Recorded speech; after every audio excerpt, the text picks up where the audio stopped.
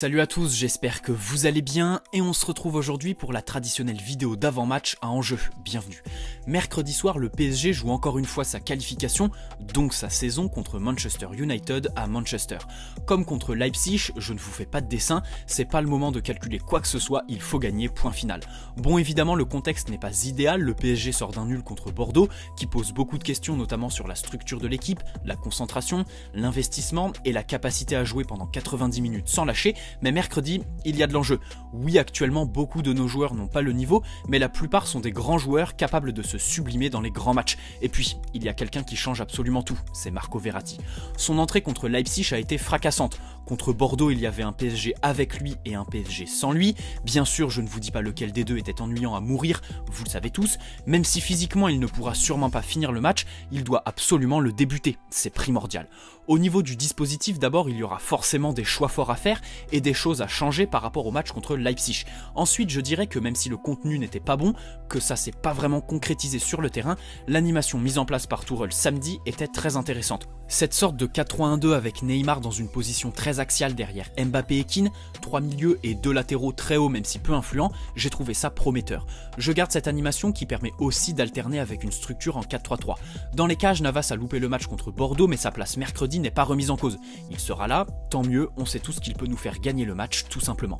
En défense centrale, le retour de Kimpembe est plus qu'une bonne nouvelle, aussi importante que le retour de Verratti. À ses côtés, on devrait retrouver Marquinhos, la fameuse charnière qu'on nous avait promis avant le début de saison. Les deux sont complémentaires. Kimpembe va retrouver la Ligue des Champions et devra fermer la parenthèse à ses très bonnes performances qu'il avait ouvert à Leipzig. Même si oui, il reste sur une performance pas vraiment rassurante, je ne me fais pas de soucis pour mercredi. Qu'il se concentre et fasse ce qu'il sait faire de mieux, défendre d'une manière aussi agressive qu'efficace, qu'il prenne des risques raisonnés à la relance et qu'il reste concentré de la première à la dernière seconde.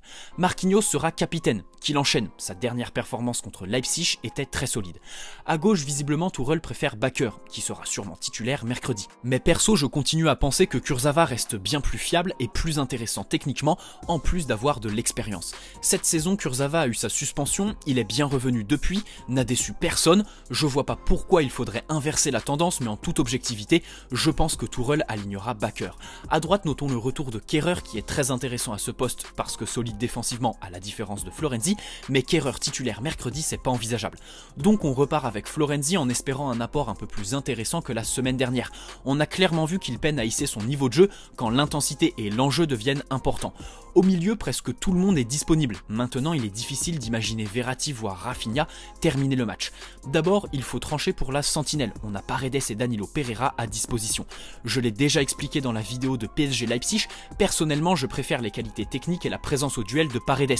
Oui, il est statique, mais de son côté Pereira est lent et pas vraiment réactif, en plus d'avoir un déficit technique. Contre Leipzig, il était relayeur, et son match n'a fait que prouver le fait que le poste idéal pour Paredes aujourd'hui reste la sentinelle. Je l'aligne donc devant la défense, avec à la relance la possibilité de se placer entre les deux centraux pour permettre aux latéraux de monter. Il faut un bloc haut et large. Je suis pas sûr que Paredes fasse monter le bloc en tant que sentinelle, alors autant le placer entre les centraux pour libérer les latéraux.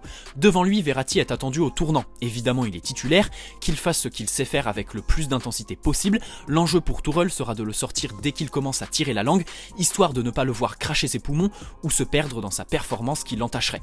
Je le répète, mais se présenter en Ligue des Champions avec Verratti c'est devenu rare, mais c'est sûrement un grand tournant du match. À ses côtés, Rafinha semble idéal pour jouer au ballon, mais pas pour tenir l'intensité de la Ligue des Champions sur la durée. Physiquement, c'est sûrement trop juste. Le milieu Paredes, Verratti, Rafinha est sûrement le milieu parfait pour moi aujourd'hui avec le groupe et les formes actuelles au PSG, mais en Ligue 1. Pour ce qui est des grands matchs européens, j'ai un peu de doute et aucune envie de prendre des risques quand il s'agit de couvrir Neymar et Mbappé. Donc aux côtés de Verratti et Paredes, je préfère aligner Herrera. Son jeu n'est absolument pas parfait, mais son engagement est très bon, qu'il travaille dans l'ombre de Verratti. Et pour Rafinha, évidemment, je prévois de le faire rentrer à la place de Verratti à l'heure de jeu, histoire de sortir notre maître à jouer, tout en gardant une touche de créativité. Un 60-30 entre Verratti et Rafinha me semble être l'utilisation idéale des deux, au vu de leurs formes actuelles. Et enfin, devant, je garde donc l'animation avec Neymar derrière les deux attaquants. En plus, elle permet de la flexibilité tactique puisqu'on peut repasser à 3 avec Neymar à gauche, un vrai neuf et Mbappé à droite. droite. Vous l'avez compris, personnellement je fais le choix de sortir Di Maria du 11 pour laisser la place à un vrai neuf qui en plus performe. Beaucoup de joueurs sont dans une mauvaise passe, comme Di Maria et Mbappé.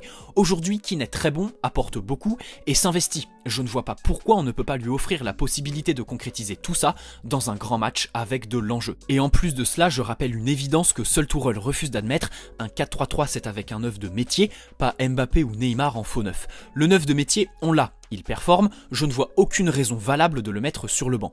Aujourd'hui, la dynamique est en la faveur de Kean. Di Maria est dans une mauvaise période, ou peut-être qu'il commence à être sur la pente descendante, mais dans tous les cas, il y a un choix très fort à faire, parce que jouer avec Neymar, Mbappé et Di Maria devant, ça n'a aucun sens, à part pour la team FIFA et encore. Donc devant Neymar, Mbappé et Kean. Évidemment, on espère le 100e but de Mbappé, on espère qu'ils s'investiront dans les replis défensifs et engageront un pressing dans l'espoir d'être suivis par des milieux capables de les alimenter en phase de relance et de construction, histoire de ne pas retrouver un Neymar en manque de lucidité et un Mbappé esselé devant.